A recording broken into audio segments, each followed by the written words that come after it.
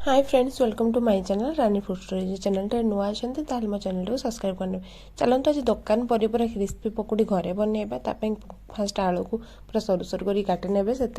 अल्प बेसन पकड़े बेसी बेसन देले भल लगे जहाँद्वारा क्रिस्पी भी अधिका हेनी खाली बेसन बेसन लगे ता सहित दरकार अनुसार लुण लंका गुंड आउ हलदी देकी भल भाव अल्प अल्प पानी देकी गोलेबे बेसी पानी देले भल लगे पानिया हो जहाँद्वारा से बेसी क्रिस्पी हेनी